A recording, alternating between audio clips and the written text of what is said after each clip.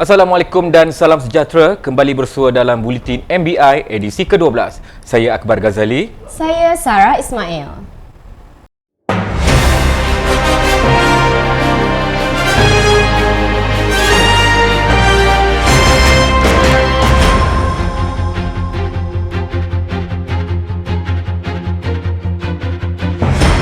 Penggunaan teknologi robotik di pasar awam diperluas di seluruh negara. Ipoh bakal diiktiraf bandar pintar menjelang 2030. MBI perkenal sistem MyAduan at MBI. Kementerian Sains, Teknologi dan Inovasi akan memperluas penggunaan teknologi robotik di pasar awam di seluruh negara. Menterinya, Khairy Jamaluddin Abu Bakar berkata, Pasar Awam Seremban Negeri Sembilan akan menjadi pasar kedua menerima 3 aplikasi robotik setelah Pasar Ayam Aman Jaya di Ipoh menggunakan robot berkenaan sejak November tahun lepas. Menurutnya, selain mampu mengurangkan kebergantungan terhadap tenaga buruh asing, aplikasi terkini itu diwujudkan bertepatan dengan kehendak norma baharu dalam menghadapi situasi COVID-19. Dan saya juga ingin memaklumkan bahawa ini selaras dengan pendekatan MOSTI untuk mewujudkan low touch high tech economy. Ekonomi sentuhan rendah, tak perlu sentuh banyak benda sebab macam-macam COVID dan virus-virus yang lain, tetapi berteraskan kepada teknologi tinggi yang akan menghasilkan pekerjaan berkemahiran tinggi. Beliau berkata demikian pada sidang media selepas melancarkan aplikasi robotik kecerdasan buatan di Pasar Ayam Aman Jaya di Ipoh yang turut dihadiri Menteri Perumahan dan Kerajaan Tempatan Datuk Zuraida Kamarudin. Dalam pada itu, Khairy Jamaluddin memberitahu geran sebanyak RM500,000 di bawah Sandbox Inovasi dan Teknologi Nasional (NTIS) telah diluluskan dan akan diberikan kepada 2 syarikat tempatan iaitu Idea Spark Robotics Sdn Bhd dan Akar Indah Engineering Sdn Bhd sebagai komitmen memperluas penggunaan teknologi robotik di pasar awam di seluruh negara. Majlis Bandaraya Ipoh MBI terus memantapkan sistem penyampaian aduannya dengan memperkenal sebuah platform khas untuk warga kota Ipoh. Dikenali sebagai sistem MyAduan at MBI, kemudahan ini boleh diakses di peranti dan iOS mulai 30 April ini. Menurut Esko Perumahan, Kerajaan Tempatan dan Pelancongan Negeri, Datuk Noli Ashilin Muhammad Razi, dengan tercetusnya aplikasi alaf baharu ini, warga kota Ipoh akan lebih mudah untuk membuat aduan kerana sistem ini boleh diakses selama 24 jam. Jadi kita memang tahu ya, isu-isu ini memang berbangkit pada setiap tahun. Jadi pihak MBI juga bimbang di atas trend peningkatan aduan ini.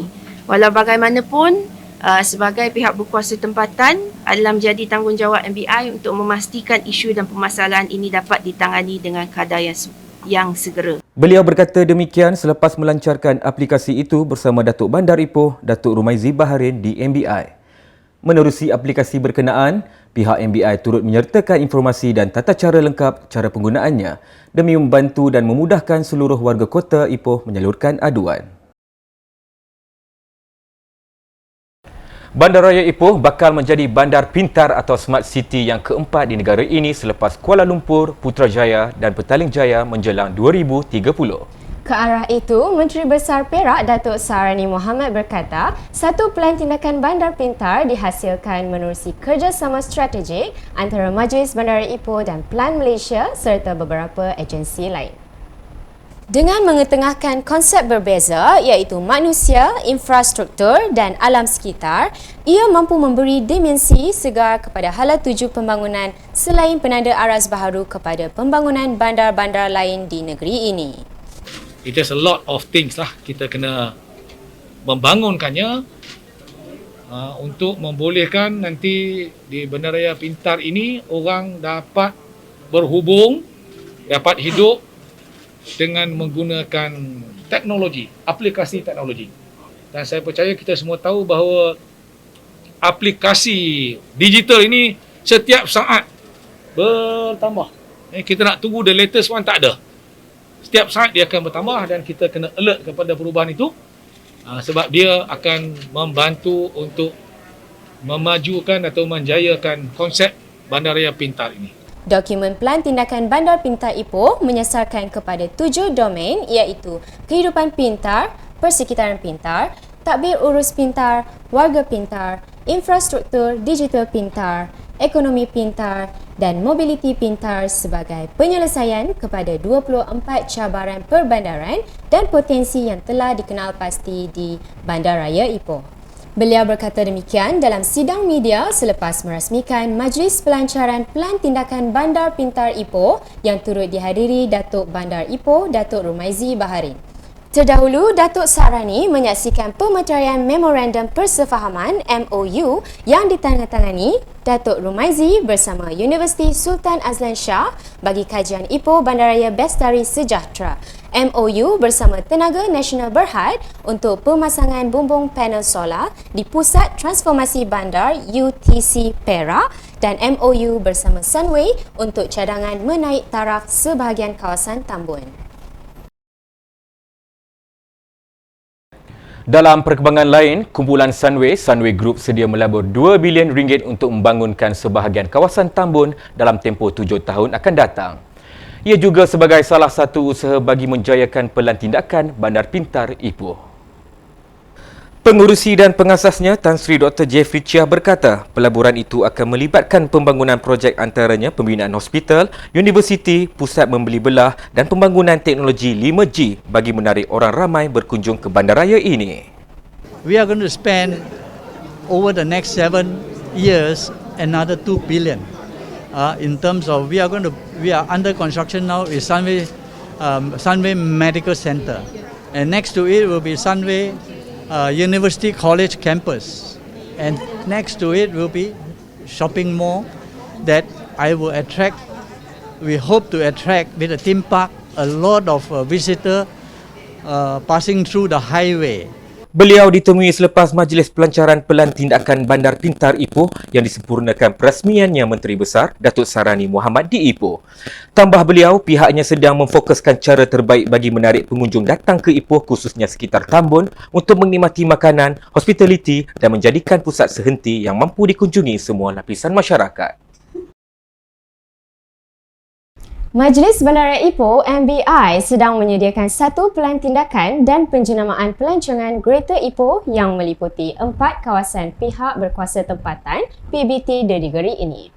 Esko Perumahan Kerajaan Tempatan dan Pelancongan Negeri Datuk Noli Ashilin Muhammad Razi berkata, tujuan pelan tindakan ini diwujudkan adalah untuk merancang, mengurus dan mempromosikan industri pelancongan di kawasan-kawasan tersebut. Majlis Perbandaran Kuala Kangsar MPKK, Majlis Daerah Batu Gajah MDBG, Majlis Daerah Kampar MDKPR dan MBI antara PBT yang terlibat. Kawasan pertumbuhan ataupun kawasan kita boleh kira konivasi lah ya. Pelancongan ini akan melibatkan kesemua PBT yang setelah saya sebutkan untuk satu pembangunan yang lebih terancang dan menyeluruh. Kerana kita ketahui pada hari ini Ipoh sendiri adalah merupakan produk utama di dalam industri pelancongan, sektor pelancongan khususnya untuk negeri Perak. Dan kita mahu untuk orang kata perluaskan keunikan dan strategiknya Bandaraya Ipoh ini dengan melibatkan kawasan-kawasan yang berada di dalam sekitar 30 minit hingga 1 jam daripada Bandaraya Ipoh. Beliau berkata demikian dalam sidang media selepas menyaksikan majlis menandatangani Memorandum Persefahaman MOU antara Universiti Teknologi Mara UTM, Urban Scale Studio Senjaran Berhad dan Pavilion Agrofarm bagi menyediakan pelan tindakan dan penjenamaan pelancongan Greater Ipoh. Tambah beliau, melalui perancangan yang terdapat dalam Greater Ipoh secara tidak langsung akan memberi ruang kepada kawasan-kawasan lain menambahkan aktiviti pelancongan khususnya bagi mereka yang berada di Bandaraya Ipoh. Perak akan membangunkan produk ekopelancongan baharu berkonsepkan pertanian bandar di 5 kaki gunung di negeri ini bermula bulan ini. Datuk Bandar Ipoh, Datuk Rumaizi Baharin berkata, sebagai permulaan kaki Gunung Mat Surat yang terletak berdekatan Kampung Kepayang dan Gunung Lang dijadikan sebagai projek perintis. Projek tersebut akan membabitkan kerjasama Majlis Bandaraya Ipoh MBI dengan Perbadanan Pembangunan Pertanian Negeri Perak PPPNP bersama Green Valley Agriculture dan Rimba Management dan Leisure Sendang Berhad. Terdapat 5 kawasan di kaki gunung yang telah diluluskan oleh pihak kuasa negeri melalui Majlis Mesyuarat Kerajaan Negeri pada 5 Ogos 2020 bagi pelaksanaan projek pertanian bandar. Antaranya ialah di kaki Gunung Mat Surat yang kita sign MOU hari ini, kaki Gunung Rapat, Gunung Panjang, Gunung Lalang dan Gunung Gunting. Kaki Gunung Mat Surat merupakan salah satu daripada kajian pertama pilot survey kita bagi maksud projek pertanian bandar, yang mana keseluruhan Gunung Mat Surat ini berkuasaan 17.6 ekar yang berdekatan dengan Kampung Kepayang dan juga Gunung Lam. Datuk Rumaizi berkata demikian pada sidang media selepas sesi menandatangani Memorandum Persefahaman MOU bagi projek pertanian bandar urban farming di kaki Gunung Mat Surat di Pusat Transformasi Bandar UTC Perak, yang turut hadir Ketua Pegawai Eksekutif PPPNP Yohanis Yahya. Pusat Inovasi dan Sumber Kreatif Perak Pincer di Meru Raya bakal hidupkan kembali bagi menggerakkan industri kreatif di Bandaraya Ipoh.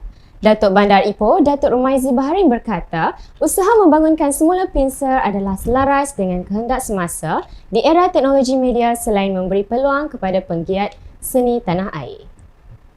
Menurut beliau, pihaknya akan bekerjasama dengan Kerajaan Negeri Perak, Perbadanan Kemajuan Negeri Perak PKNP dan syarikat-syarikat penerbitan media elektronik bagi merealisasikan hasrat itu. Buat masa ini kita dengan PKNP, dengan Kerajaan Negeri sendiri, Kerajaan Negeri Perak, dan juga kita dah kenal pasti beberapa production house. Jadi kita akan kumpulkan mereka bersama dan juga termasuk juga kita akan berkumpul dengan syarikat-syarikat penerbitan, syarikat TV tu, untuk kita kerjasama supaya perkara ini boleh kita gerakkan kembali. Buat masa ini pun kita sedang dalam proses tu. Beliau berkata demikian selepas mengadakan lawatan rasmi ke Pincer di Meru Raya Ipoh. Bangunan bernilai 20 juta ini telah dilengkapi dengan pelbagai peralatan berteknologi tinggi seperti studio, reka bentuk industri, kemudahan pengajaran, teater mini, bilik darjah dan galeri. Perbadanan Kemajuan Filem Nasional Malaysia FINAS menzahirkan kesediaan bekerjasama dengan Majlis Bandaraya Ipoh dan Kerajaan Negeri Perak untuk menghidupkan semula Pusat Inovasi dan Sumber Kreatif Perak Pincer. Dalam satu kenyataan pengurusi FINAS, Zakaria Abdul Hamid berkata pihaknya menyambut baik cadangan berkenaan bagi menyokong pembangunan industri perfilman negara. Pincer satu-satunya pusat yang menawarkan sumber teknologi dan kepakaran seperti studio, reka bentuk industri, kemudahan pengajaran, teater mini, bilik darjah dan galeri. Terletak di Meru Raya Ipoh, ia dibangunkan oleh Perbadanan Kemajuan Negeri Perak PKNP di bawah projek Taman Teknologi Tinggi Perak PHTP dengan menelan kos sebanyak RM20 juta pada 2011 dan bakal diaktifkan semula bagi memastikan industri kreatif di Ipoh terus berkembang. Perkhidmatan aplikasi Pintar Park at Perak yang diperkenalkan pada tahun 2019 telah berjaya memberi impak besar dalam sistem pengurusan parkir di 15 pihak berkuasa tempatan PBT seluruh Perak terutama Majlis Bandaraya Ipoh MBI. Pengarah Perbendaraan Bandaraya Muhammad Syazlan Muhammad Isa Sufian berkata, ini terbukti apabila maklum balas yang diterima daripada pengguna amat baik dan peratusan penggunaan juga meningkat sejak ia mula diperkenalkan. Menurutnya, di Ipoh, penggunaan aplikasi tersebut meningkat dari setahun ke setahun bermula daripada 25% pada tahun pertama diikuti 45% tahun kedua dan telah mencecah hampir 55% setakat Mac tahun ini. So, kita boleh nampak satu peningkatan yang sangat baik di mana publik telah mula menggunakan semula parking dan dengan norma baru ini banyak yang telah tinggalkan kupuan lah dan telah beralih untuk menggunakan Park Perak sebagai kaedah pembayaran utama. Beliau berkata demikian selepas sesi temu bual di bangunan MBI di Ipoh. Tambah beliau, aplikasi Park at Perak telah memperluas lagi kaedah pembayaran dengan menawarkan lebih banyak alternatif untuk tambah nilai iaitu melalui e-wallet seperti Boost, Touch and Go, Mcash dan GrabPay.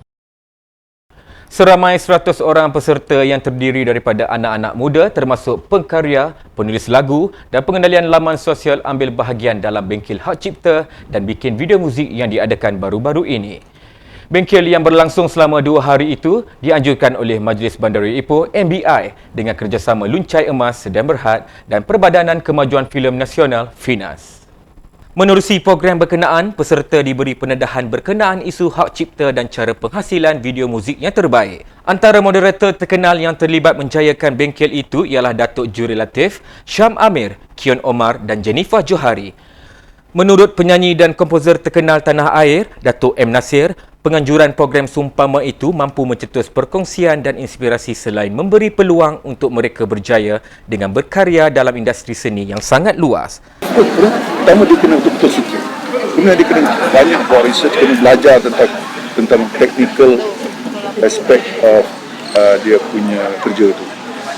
Dia kena mahir dan dia kena mahir dalam dia kena menguasai seni. Seni itu dia kena faham. Dan memahami komunikasi juga. Dia nak buat sesuatu benda yang menarik, yang ramai orang akan suka. Itu point dia. Baru dia boleh jadikan itu sebagai kerja dia, sebagai kerja dia kan. Terdahulu, majlis perasmian penutup bengkel berkenaan telah disempurnakan oleh pengurusi FINAS Zakaria Abdul Hamid. Okey, saya Azim Yusof dan pendapat saya lah, kalau boleh dari segi bengkel ni kita lanjutkan lagi lah, dari segi masa, dari segi hari dia kan. Rasa 2 hari ni macam tak cukup kan, tapi mungkin saya minta tambah baik dari segi benda-benda tu semualah. Dia melahirkan generasi yang orang cakap yang inovatif dan kreatif tau. Selain daripada tu dia juga mewujudkan silaturahim lah. Supaya kita ni sentiasa bekerjasama tau dalam setiap apa yang kita nak buat. Saya memang editor, minat dengan dunia muzik video, seni fotografi, videografi and anything about video lah.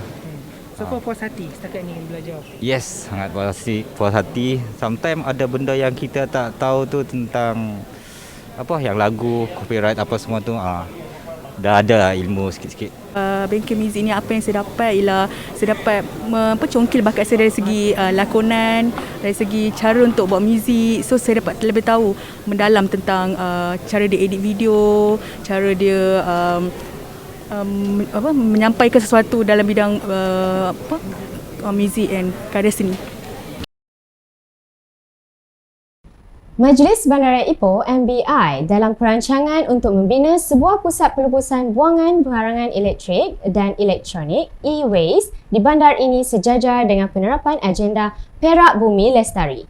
Menurut Datuk Bandar, Datuk Rumaizi Baharin, perancangan tersebut sedang diperhalusi kerana turut melibatkan beberapa pihak berkepentingan lain dan sekiranya semua berjalan lancar, ia dijangka boleh dimuktamadkan pada tahun ini. Menurut beliau, bagaimanapun tapak itu nanti khusus bagi barang-barang e-waste sahaja dan tidak meliputi bahan-bahan berbahaya atau buangan berjadual. Untuk makluman, kita sekarang ni memang kita ada cadangan untuk letakkan kawasan-kawasan e-waste kita memang dah ada. Tapi kalau saya tak tahu mungkin premature ke. Kita pun dalam perancangan untuk wujudkan kawasan pesisir. Untuk membuat satu kawasan pembuangan e-waste ni dekat Pusing. Dan kita sedang berurusan sekarang ni. Kita bukan sekadar nak buat spot for the e-waste, tapi dia satu big area about 140 ekar, 140 ekar untuk pelupusan secara menyeluruh. So dia tu dalam proses kita. Beliau berkata demikian kepada media ketika ditemui selepas merasmikan Pusat Pengumpulan Sampah Domestik Kampung Pasir Putih. Kelab Sukan dan Kebajikan Dewan Bandaraya Ipoh terus aktif merangka dan melaksanakan pelbagai aktiviti. Baru-baru ini, penganjuran perlawanan bola sepak persahabatan dilihat memberi ruang dan peluang kepada anggotanya bersukan sekaligus menerapkan budaya sihat. Yang di-Petua Kelab, Raden Amir Afifi Ahmad Arwani berkata, menerusi pertandingan ini, ia mampu mengeratkan hubungan silaturahim antara para peserta yang terlibat. Ini adalah program yang kita adakan selepas diberi sedikit kelonggaran daripada pihak kerajaan ataupun MKM berkenaan dengan SOP PKPP lah, yang mana diberi sedikit kelonggaran pada kita untuk menjalankan aktiviti riadah. Dan ini adalah salah satu acara ataupun program yang kita adakan untuk kembali menarik minat orang ramai untuk kembali beriadah. Okey, dan insya-Allah pada masa akan datang kita ada perancangan untuk kita meneruskan lagi peranan ataupun program bukan sekadar bola sepak, mungkin ada aktiviti lain yang kita akan jalankan yang mana kita akan tetap mematuhi SOP yang telah ditetapkan oleh pihak kerajaan lah. Beliau berkata demikian ketika ditemui pada perlawanan bola sepak persahabatan veteran di Padang Abdul Jalil, Greentown, Ipoh. Pada perlawanan itu, pasukan pilihan Exco Pembangunan Luar Bandar, Pembangunan Usahawan dan Koperasi menang 2-0 menentang pasukan pilihan Datuk Bandar Ipoh. Terdahulu, Datuk Bandar Ipoh, Datuk Rumaizi Baharin menyempurnakan gimik perasmian perlawanan itu. Jawatan Kuasa Agama Islam Majlis Bandaraya Ipoh (MBI) telah melancarkan kempen Prihatin Solat. Inisiatif itu dilaksana bagi memupuk masyarakat untuk mengimarahkan masjid di negeri ini. Pengerusi Jawatan Kuasa Agama Islam MBI, Kaunselor Tuan Haji Abu Bakar berkata, menerusi kempen itu sebanyak 3 pakej telah diperkenalkan. Isra' dan Mi'raj itu berkaitan dengan kefarduan solat yang difardukan oleh Allah SWT pada malam Isra' dan Mi'raj. Jadi sebab itu kita melihat bahawa program untuk melihat kembali kepada keberkesanan solat itu kita berikan satu keutamaan. Sebab itu dalam sambutan ini kita memaparkan satu kempen yang dinamakan kempen Prihatin Solat dengan 3 pakejnya. Itulah satu ialah kempen solat berjemaah di masjid dan surau, yang kedua ialah kempen solat Jumaat dan yang ketiga ialah kempen solat fardu maghrib. Beliau berkata demikian ketika ditemui selepas sambutan Isra' dan Mi'raj peringkat Majlis Bandaraya Ipoh. Dengan bertemakan solat melestarikan pembangunan, sambutan tersebut disertai 300 warga MBI termasuk ahli majlis, pengarah kanan dan ketua jabatan. Majlis Bandaraya Ipoh MBI membina 12 buah pusat pengumpulan sampah domestik melibatkan 12 buah perkampungan terpilih di Ipoh. Inisiatif itu dilaksanakan bagi memastikan kutipan sampah dapat dijalankan secara teratur selain mengikis budaya melonggok sampah di tepi jalan sehingga menimbulkan masalah kebersihan.